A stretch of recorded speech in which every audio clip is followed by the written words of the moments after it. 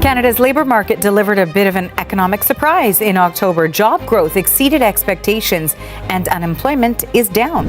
60,400 jobs created in Canada in a single month, while the United States quietly erased nearly 90,000 jobs across just 2 reporting periods.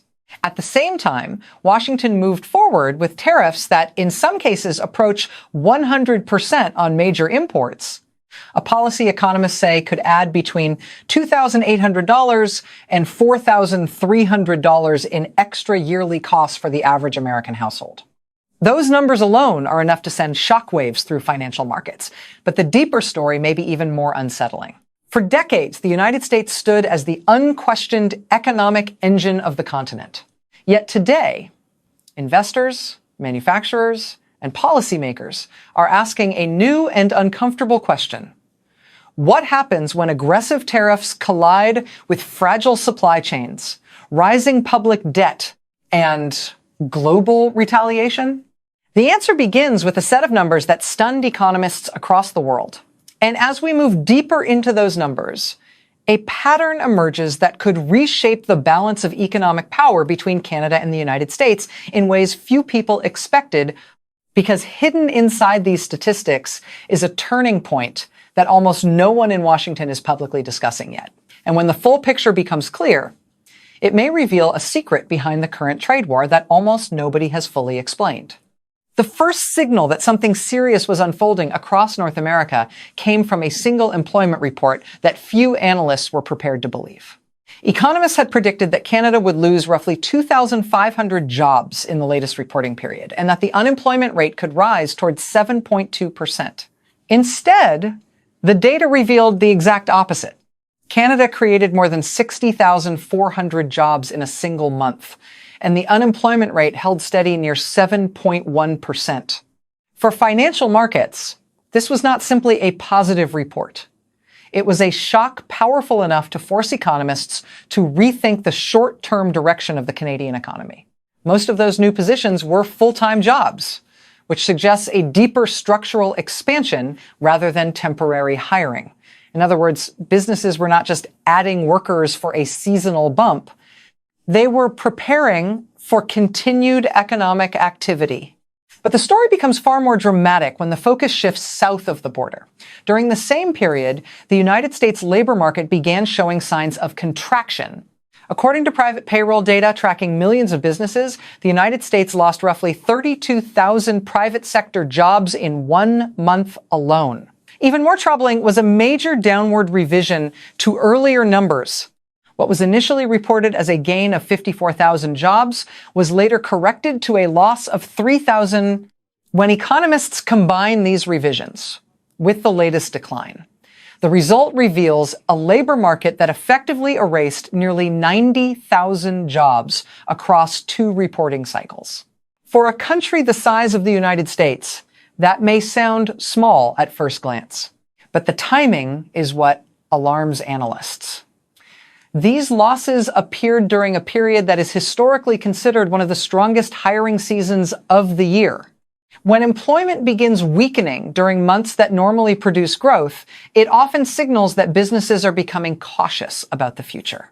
Companies slow hiring when they see rising costs, uncertain demand, or policy changes that could disrupt supply chains. In this case, many economists point to a single factor spreading anxiety across boardrooms: tariffs.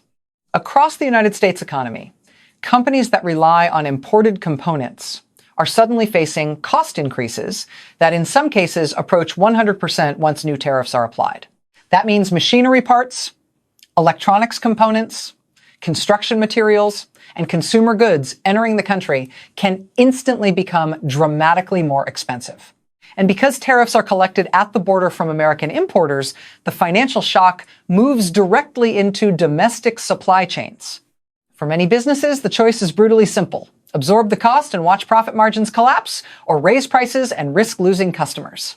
Either path leads to the same economic pressure: reduced hiring. Yet the labor market numbers only reveal the first layer of the problem. Beneath the employment data lies a much larger financial shock that is quietly building inside the United States economy. And when that second wave begins hitting American households, the true cost of this trade war may become impossible to ignore. Because what comes next is a tariff avalanche that economists warn could transform everyday prices across the United States in ways most consumers have not yet imagined. The employment numbers were only the first warning. The far more dangerous development now unfolding inside the United States economy is the rapid expansion of tariffs that are beginning to ripple through nearly every major supply chain in the country. What started as a political strategy to confront foreign competitors has now evolved into a powerful economic force that economists increasingly describe as a domestic price shock. And the scale of this shock is far larger than most consumers realize. At the center of the issue is the aggressive tariff policy introduced by Washington as part of the escalating trade war. In several sectors, tariffs imposed by the United States now approach or exceed 100% on certain imported goods. To understand what that means in practical terms, imagine a product entering the United States that originally cost $100. A tariff near 100% can instantly double the import cost before the product even enters the American supply chain. But the story does not end at the port. Imported components often pass through several stages of manufacturing, transportation, and distribution before reaching store shelves. At each stage, additional costs are added. When the initial tariff doubles the price of a key component, the final retail price can increase far beyond the original tariff rate. Economic modeling suggests that in some industries, a tariff near 100% at the import stage can ultimately translate into retail price increases approaching 140% or even 180% once. Logistics, compliance, storage, and distribution costs are added.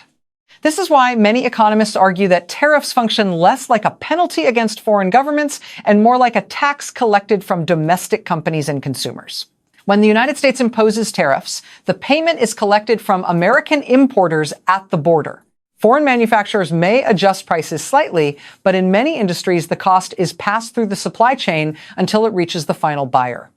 That buyer is often an American household. The scale of the financial impact becomes clearer when examining the size of the trade flows involved. The United States has historically imported hundreds of billions of dollars worth of goods from major manufacturing partners each year.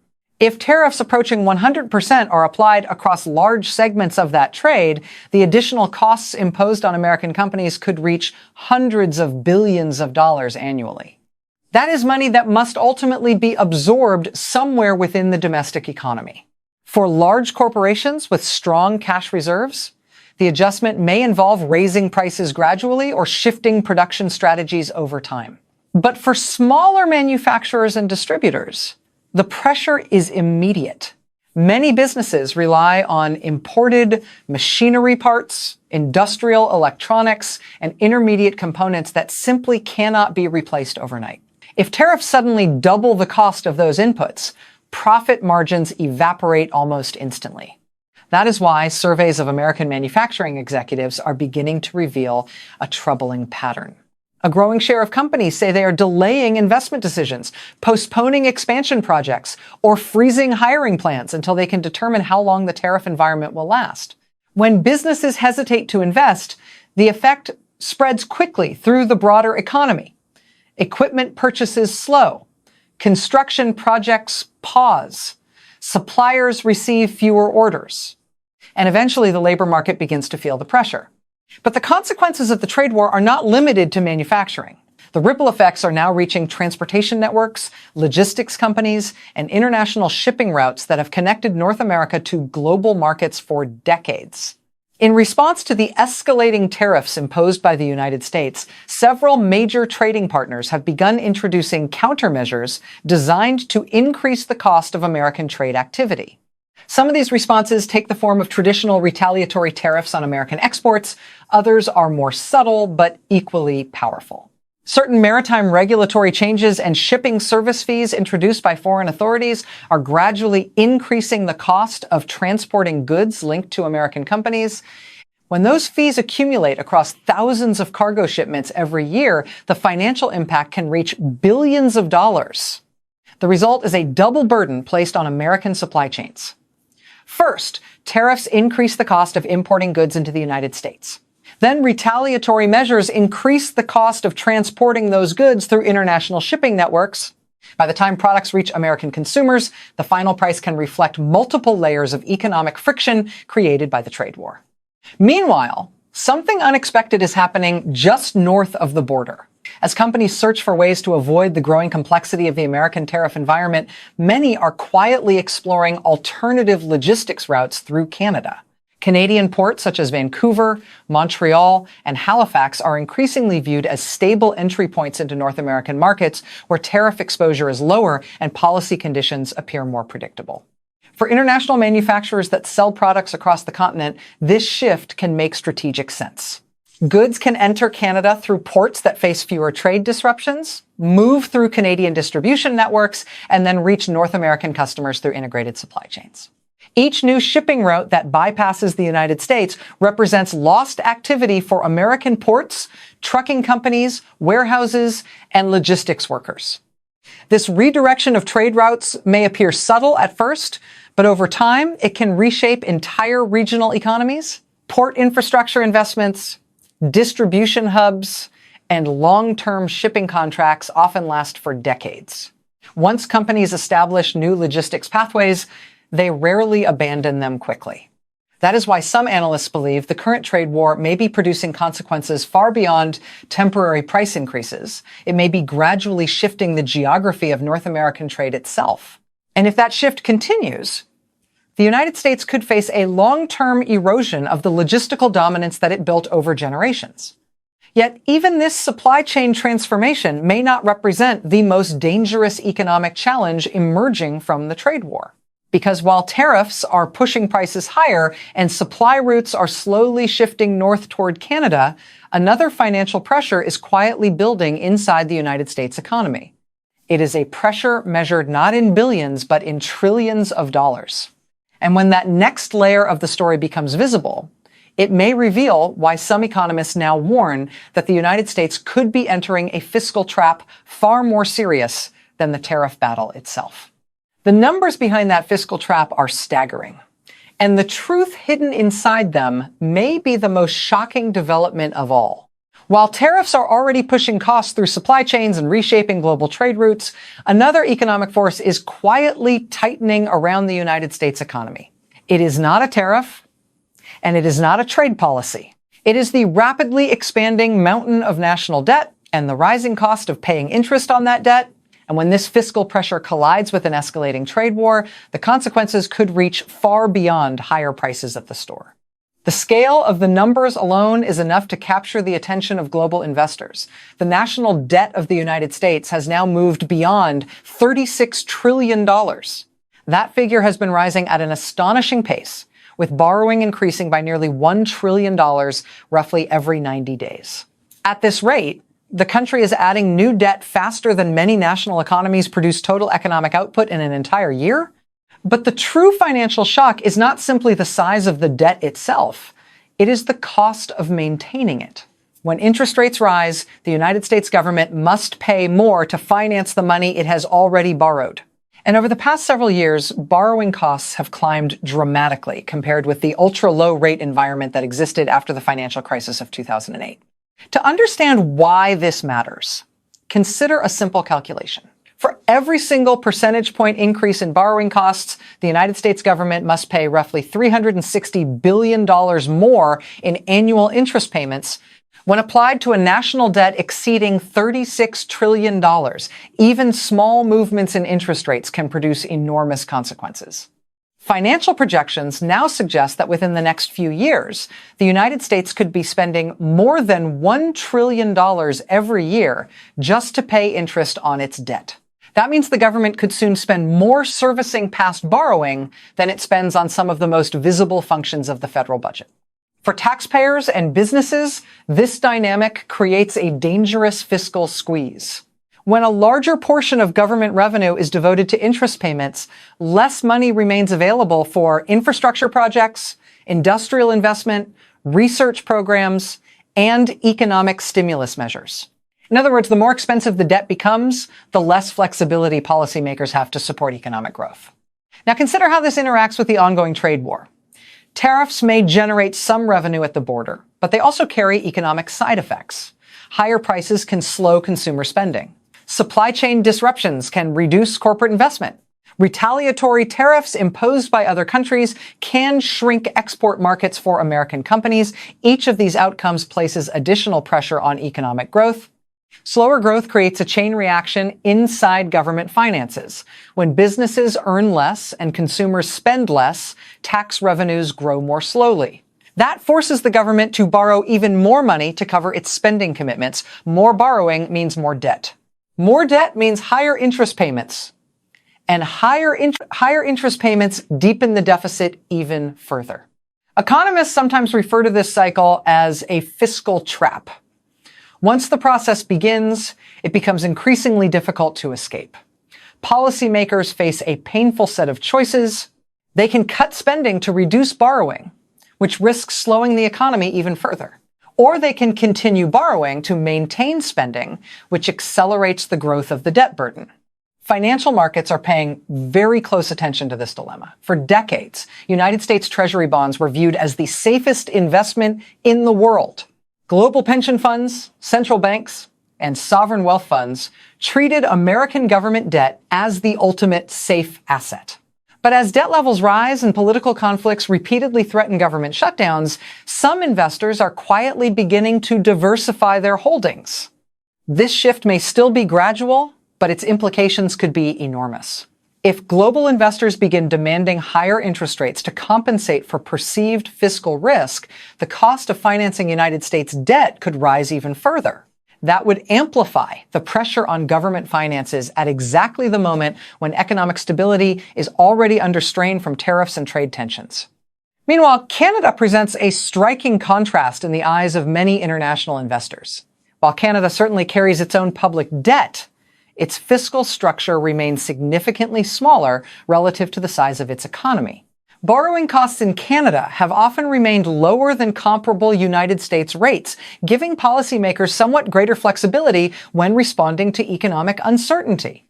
This difference may appear technical, but it can produce enormous strategic advantages. When borrowing costs remain manageable, governments can finance infrastructure projects, expand industrial investment, and support key sectors without overwhelming their fiscal balance sheets. Lower borrowing costs also encourage private sector investment because businesses face lower interest rates when financing expansion projects.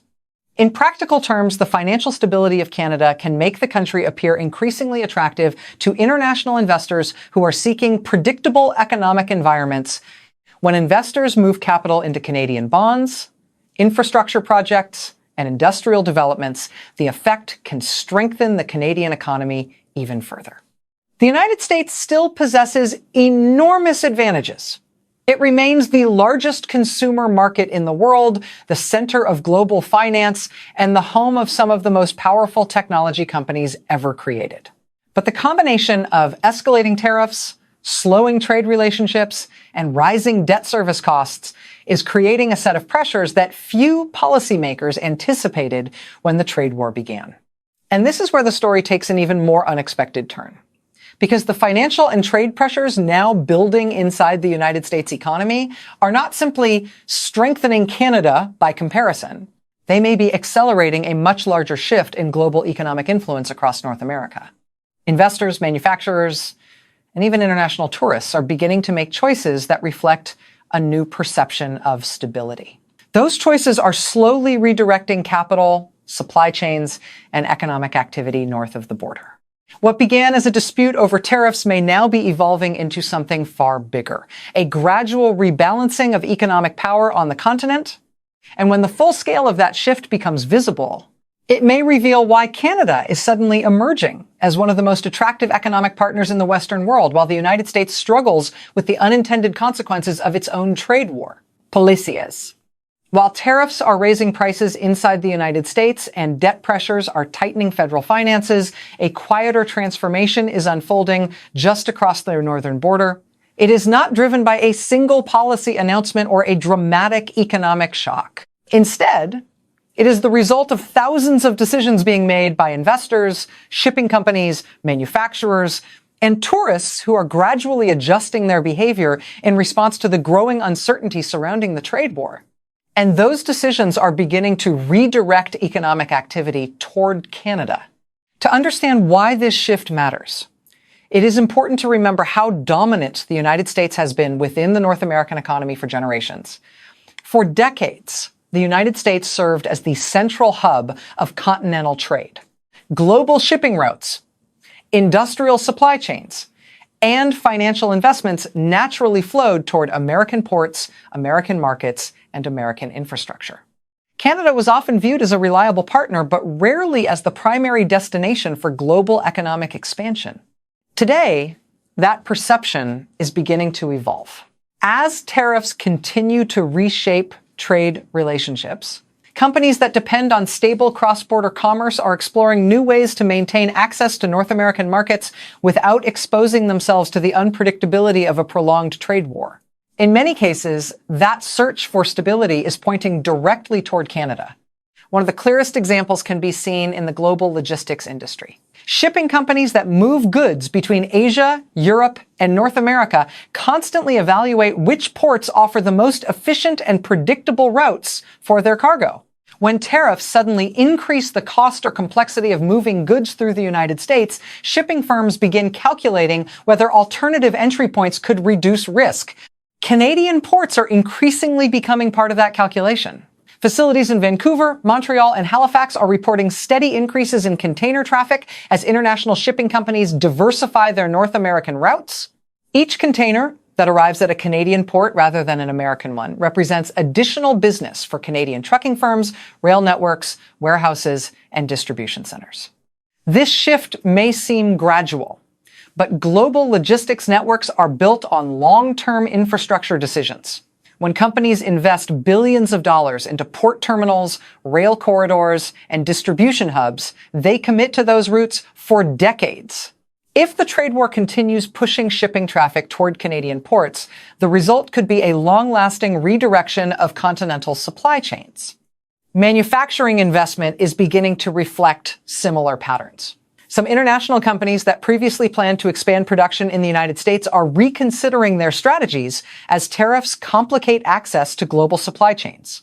For firms that depend on imported components, Canada can appear increasingly attractive. By establishing facilities within Canada, companies may gain access to North American markets while avoiding some of the tariff barriers associated with importing goods directly into the United States. This dynamic is particularly visible in advanced manufacturing sectors such as automotive components, electronics assembly, and industrial machinery. Industrial zones in provinces like Ontario and Quebec are receiving new inquiries from foreign manufacturers seeking stable locations for North American operations. Even modest shifts in manufacturing investment can generate thousands of new jobs and billions of dollars in economic activity. Trade diversification is reinforcing this momentum. Canada has spent years negotiating trade agreements that open access to markets across Europe, Asia, and Latin America. These agreements give Canadian exporters preferential entry to regions representing a large share of global economic output. When the United States becomes entangled in tariff disputes with major trading partners, Canadian companies sometimes gain an unexpected advantage. Agricultural markets illustrate this effect clearly. When retaliatory tariffs reduce demand for certain American farm exports, international buyers begin searching for alternative suppliers. Canadian producers of wheat, canola, and specialty crops have increasingly benefited from this dynamic as global customers seek stable sources of agricultural products. For rural communities, these new export opportunities can provide significant economic relief during periods of global uncertainty. Tourism provides another example of how economic perceptions are shifting across North America. International travelers often choose destinations based on stability, safety, and political climate as much as on natural attractions.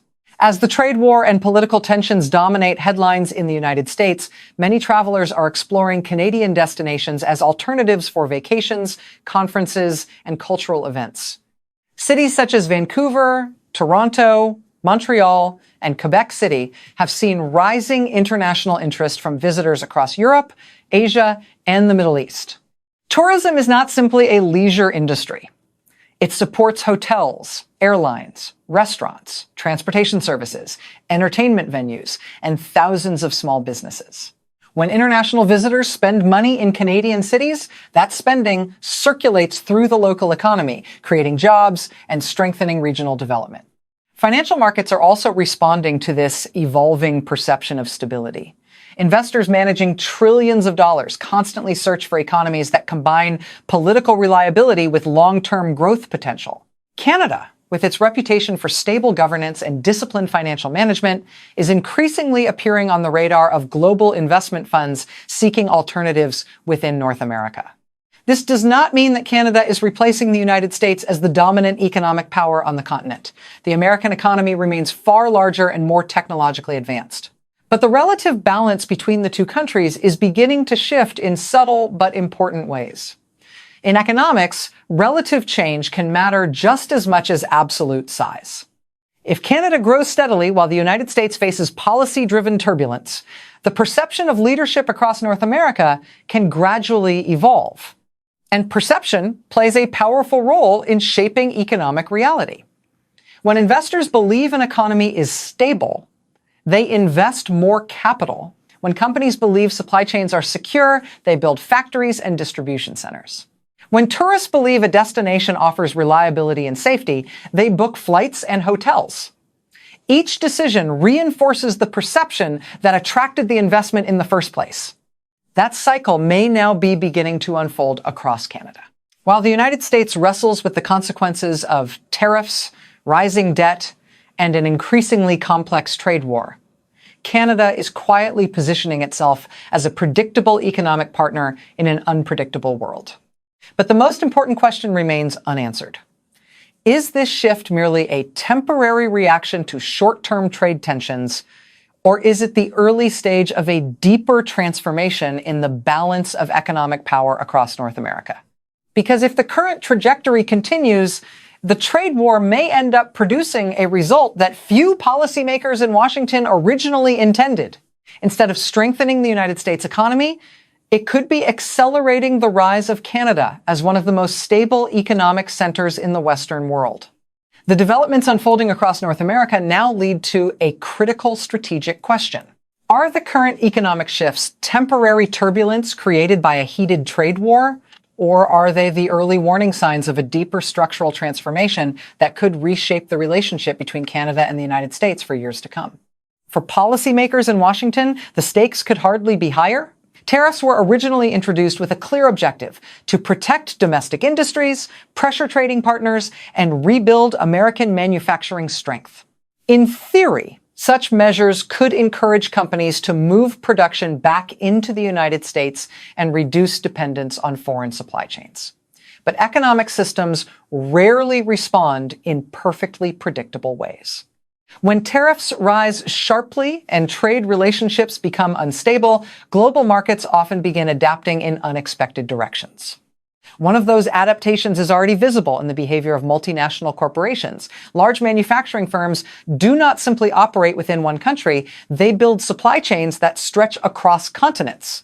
When tariffs disrupt those networks, companies rarely wait for political negotiations to resolve the problem. Instead, they redesign their operations.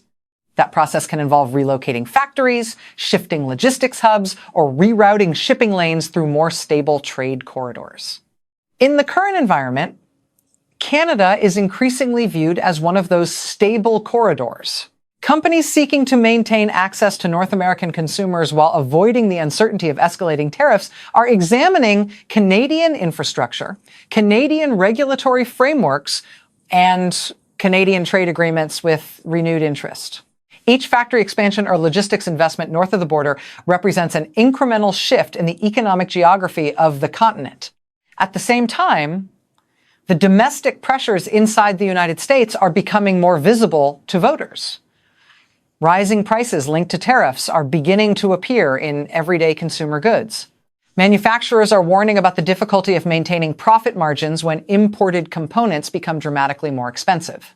Retailers are quietly adjusting their pricing strategies to compensate for higher supply costs. For ordinary American households, the consequences of the trade war may eventually appear not in economic statistics, but in monthly budgets. When the price of appliances, electronics, construction materials, and household goods begins rising simultaneously, families notice. And when wages fail to keep pace with those increases, economic frustration can spread quickly through the population. This is where political decision-making becomes decisive. Trade wars rarely last forever. History shows that they eventually evolve into negotiated settlements, revised trade agreements, or strategic compromises between competing economies. The real question is how long the current policies will remain in place before such negotiations occur. If tariffs remain elevated for several years, the structural adjustments now underway could become permanent. Shipping routes redirected toward Canadian ports could solidify into long-term trade corridors. Manufacturing investments that move north of the border could anchor new industrial ecosystems in Canadian provinces. Financial investors seeking stable environments could deepen their commitments to Canadian infrastructure and technology sectors. Once these shifts become embedded in global economic networks, reversing them becomes extremely difficult. Supply chains built over decades cannot be relocated overnight, and companies rarely abandon established investment projects simply because political conditions change. The economic geography of North America would begin to reflect the decisions being made today. For the United States, the challenge therefore lies not only in managing tariffs, but in managing time. The longer the trade war continues, the greater the probability that global markets will adapt in ways that permanently alter the balance of economic influence across the continent. Yet despite these challenges, the outcome is far from predetermined. The United States still possesses extraordinary economic strengths. It remains the largest consumer market in the world, a global center of technological innovation, and the home of financial institutions that shape international capital flows. If policymakers choose to recalibrate trade strategies and rebuild stable partnerships, the American economy retains the capacity to regain momentum quickly. But if the current trajectory continues unchecked, the unintended consequences of the trade war may gradually reshape North America in ways that few leaders originally anticipated. And that leads to the final and most important question of this entire story. Is the current tariff strategy a bold economic reset that will ultimately strengthen the United States, or is it a risky experiment that could accelerate Canada's rise while leaving American consumers paying the price? The answer may determine not only the future of this trade war, but the economic balance of North America for an entire generation. What began as a comparison between two employment reports has evolved into a much larger story about the direction of economic policy across North America. Canada's unexpected creation of more than 60,000 jobs highlighted the resilience of an economy that has focused on trade, diversification, and fiscal stability. Meanwhile, the United States is navigating a far more complicated landscape shaped by tariffs, rising debt costs, and an increasingly complex trade war with global partners. Tariffs were designed to strengthen domestic industries, yet they also carry powerful side effects. They can increase costs for businesses, raise prices for consumers, and trigger retaliatory responses that reshape international trade networks. As those forces interact with the enormous fiscal pressures already facing the United States, the consequences extend far beyond short-term political debates. For Canada, the current moment presents unexpected opportunities. Investment flows, tourism growth, and supply chain diversification are gradually strengthening its economic position within North America. For the United States, the challenge lies in balancing strategic trade objectives with the need to maintain economic stability for businesses and households. The next phase of this story will depend on how policymakers respond to the pressures now building inside the global trading system. And the question facing viewers remains simple but profound. Is this tariff-driven trade war a bold strategy that will ultimately reinforce the power of the United States, or could it become the catalyst that accelerates Canada's economic rise? Thanks for watching.